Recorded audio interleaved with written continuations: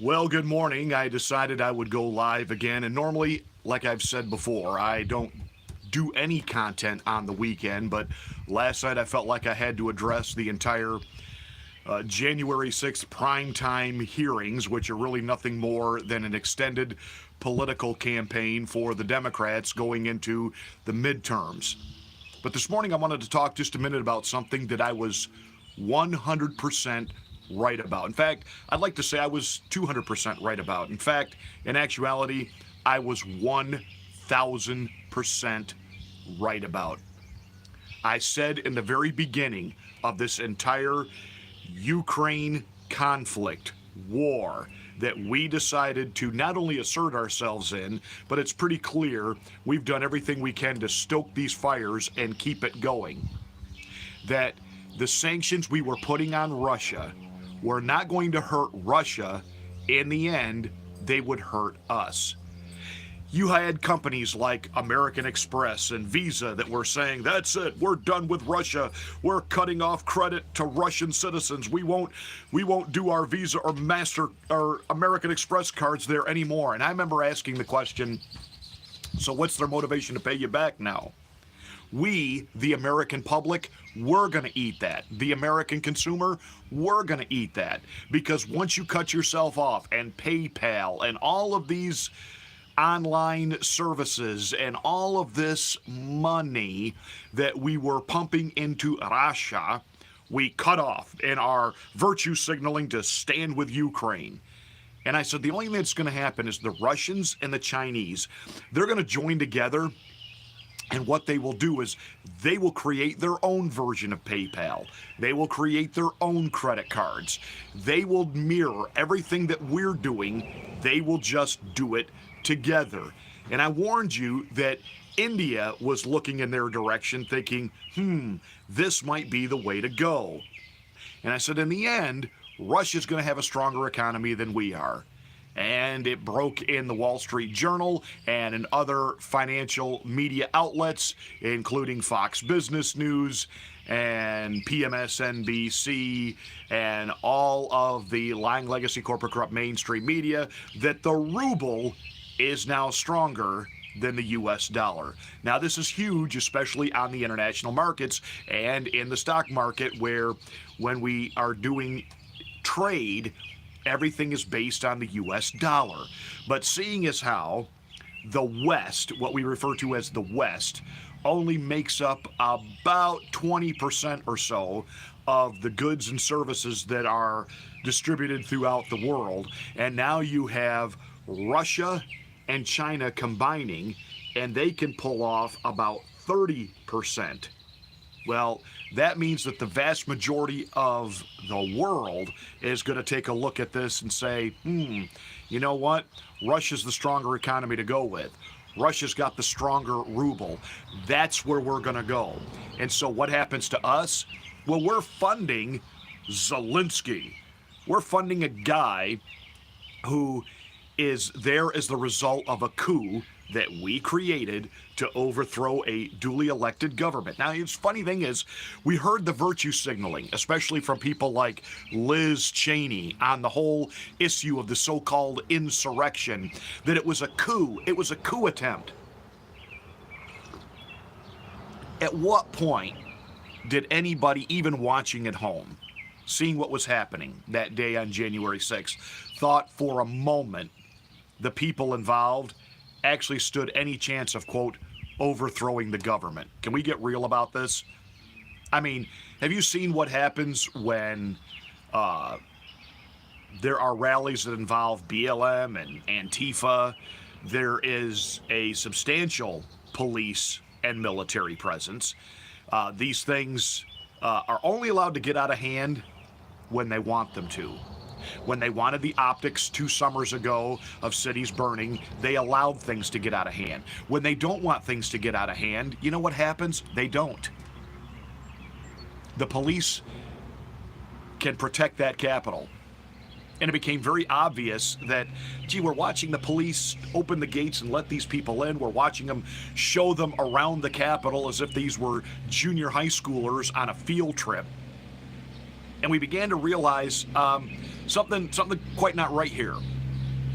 We're finding out that the Proud Boys and some of these other groups were primarily made up of the FBI. It's like that plot to kidnap the Wicked Witch of the West, the governor of Michigan, Cruella de Whitmer.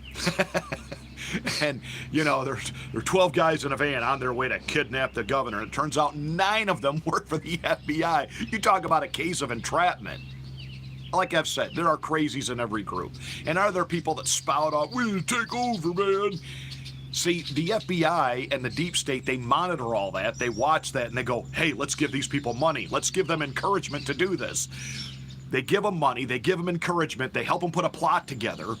And then just as they're about to carry out the plot, the FBI swoops in and arrests them all and said, see, this is why we need a police state. This is why we need a surveillance state. We're protecting you, man. No, you egged it on and created it to begin with. Which now makes me wonder, how much of that were they doing with the war on Islam? Another issue. But while we're screaming over here, we got to have these January 6th meetings because we can't have a coup, we have pulled off coups around the world. We insert ourselves in elections around the world. We overthrew the duly elected government in Ukraine.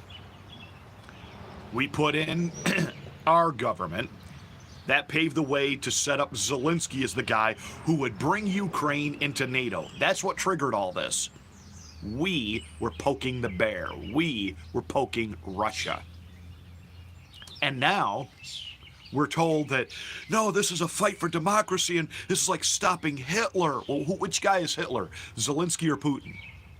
Because the last time I checked, it was Zelensky that had neo-Nazis in his militia. So, you know, that's the real reality of what we're dealing with here. And the fact that all that money that we've sent over there, where's that money going? 54 billion? We've sent them weapons. And now it's beginning to trickle out on certain media sites that on the, what they call the dark web, or, you know, what we used to call the black market, the Ukraine neo-Nazi battalions, they're selling our Stinger missiles that we gave them. They're selling them on the dark web. They're selling them. I wonder who's buying them. Think maybe Russia's buying them? So, you know, I saw somebody post this week on Facebook. If we're really about American values, what we ought to do is every American take your assault rifle and give it to Ukraine. Why? So they can sell it? So they can sell it? I mean, Ukraine is a corrupt country, period. And we created this proxy war on purpose because it's another little bit of wealth distribution there. It gives the military-industrial complex a reason to be. You know, we're making a lot of money for the arms industries, and this is payback. This is payback for all of the money Ukraine pumped into Hunter, i.e. Joe. It's crystal clear what this is. You have other world leaders now saying, this needs to stop. Russia's not in any danger of losing this thing. But they are in danger. They could possibly, even without trying, wipe Ukraine from the map. But Zelensky keeps it going because the U.S. wants him to keep it going. Everybody else is screaming, we need to have some peace talks here. You got even Henry Kissinger out there saying, and there was never a bigger warmonger. You got Henry Kissinger out there saying, it's time for peace. It's time to negotiate. And why would Vlad Putin want to negotiate now? He does want to. Believe it or not, he does. Again, this was never about invading Ukraine. This was about getting Ukraine to stop bombing and shelling the Russian sympathetic states within Ukraine. They wanted the Ukrainians to stop killing Ukrainians. Annex those states back to Russia, let Ukraine go on its way and do its thing, with Zelensky at the helm, being just as corrupt as Putin, only on a smaller level in his country. But no, we're funding all that. And what we've done is we've destroyed the U.S. economy and we've made the ruble #1 in the world. That's what's happening.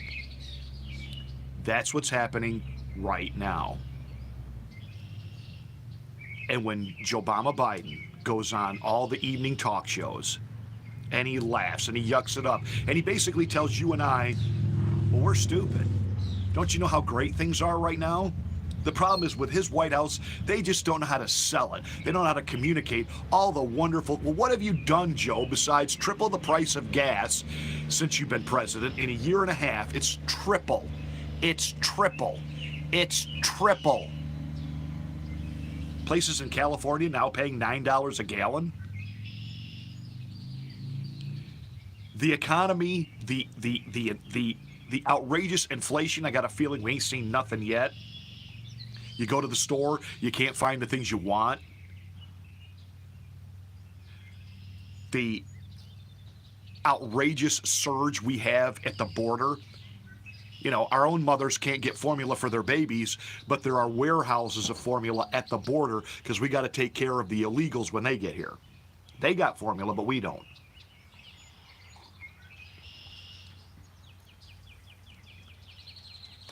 Maybe you did get a pay raise this year, and you're spending every nickel of it at the gas pump and at the grocery store. There's been no net gain, it's been net loss. And when Joe Biden lies through his teeth and he talks about the millions of jobs he created, bull hawk. He didn't create anything. People who were furloughed because of a quarantine got to go back to work. That's all that was. He's created zero, zilch, nada, nothing. Nothing.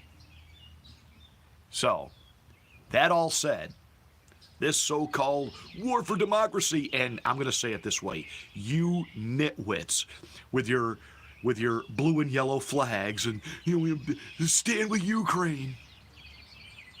How about stand with America? How about stand with America? Because you are supporting the very formula that's going to take down America.